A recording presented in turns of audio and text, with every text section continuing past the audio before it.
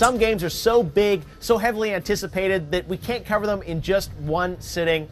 And now we're going to get to a game we saw yesterday. We got some new stuff now on Call of Duty Black Ops 2. Mark Lamia from Treyarch is back for day 2, Lamia. And I'm excited about this because you're going to show us Strike Force, which is a new mode in Black Ops 2. We're going to have a live playthrough here of it on Xbox 360. Let's get to that, but let's set it up. What is Strike Force? So Strike Force levels, this is the introduction of non-linearity in the campaign. You're going to get these strike options for these Strike Force levels when you're taking on your campaign. You'll have a choice of these levels. These are the proxy wars that are occurring in the year 2025. You and your Black Ops team, you'll have a choice of which one of these levels you want to go on. In this case, we've chosen Singapore. We're going into Singapore with this Black Ops level. Now, the thing about Strike Force levels is they are entirely new game design. Right now, what you've seen him just do, the player just do here, is he's gone into OverWatch mode. He's looking at it from a strategic vantage point. And he's setting up his markers here. He wants his squad to go here. He can see in red there, you can see the enemy, and you can see what's going on. He needs to secure these 3 positions. So he's getting a lay of the land, he's going to set it up, and then at will, he can move into and play any one of these. Choice, right? So it's like how you can play this level the way you want to play. It's a sandbox level. You can take over the objectives in whatever way you want, in any order that you want. And you can lose. And you can lose. Right? And you can lose. So so obviously in a Call of Duty game, you know, you need to win, right?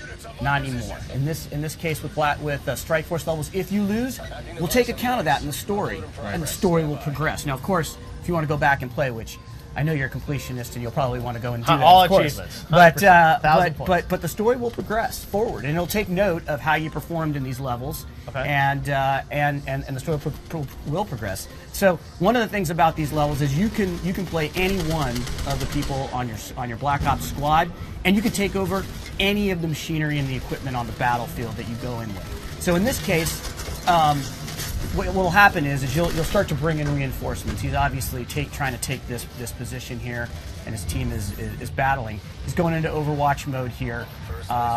He's about to get some new units that are dropped in that he can take over and play with. Wow.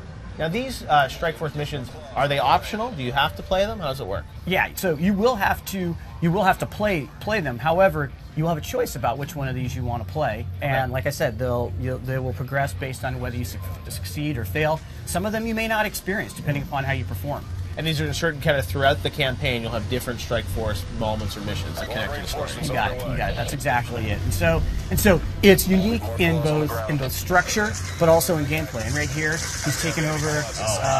He's taken over one of the drones here, and he can either fire the rockets or he can fire his other heavy caliber weapons. He's rolling right now. This is a very powerful weapon. Clearly, he's driving, right? It's a different game mechanic altogether, so you're both driving and you're fighting here. Right. The other side has some of their own drones as well. That's cognitive land assault weapon. That's a very heavy piece of machinery. You have access to that on your side as well in this particular level. So it's amazing that you guys have all these levels that you've sort of inserted throughout the campaign. Now this one is obviously set in Singapore, and you're going to have them kind of all around the world. They will be so without giving up the entire fiction, but there's going to be various areas, geographic locations in the world where these hotspots are occurring in this, like I said, in this year 2025. Right. And the head of JSOC is going to come to you and he's going to lay it all out and he's going to say, this is what's going on, this is what's going on, this is what's going on. Where do you want to go? Make a choice. Make a choice. You'll make a choice, and then the fiction will progress, and it'll take account of your choice. Interesting. All right, so we'll grant a couple times, and you'll get to see. You can really play through this game multiple times. There's a lot of replayability here because of the Strike Force missions. Yeah, no, absolutely. So replayability, not only with the levels, but inside the levels. So right now, the way he's playing this, he's now taken over a quad. He's choosing to play this level in a particular way. So he's flying through this level with the quad, which is just a lot of fun. You can see that he's... So this quad gameplay, is that gameplay that we'll see in the single-player campaign as well, or are you reserving that for Strike Force? So there is quad gameplay in the campaign. What we've showed you is actually it being used as squad backup. Right. Okay. So it's different mechanic altogether. There's a quad right there. Right now you're flying it and you're fighting it. In the campaign in Los Angeles that we showed you guys yesterday, that's squad backup for you. So it's a different gameplay mechanic. So we're able to use the new technology of warfare in the year 2025 in completely different ways depending upon the context here. All right, Marco, I think we're going to have to leave it there. That is Strike Force, though. You got so much coming for Call of Duty Black Ops 2 Strike Force. We saw a campaign yesterday.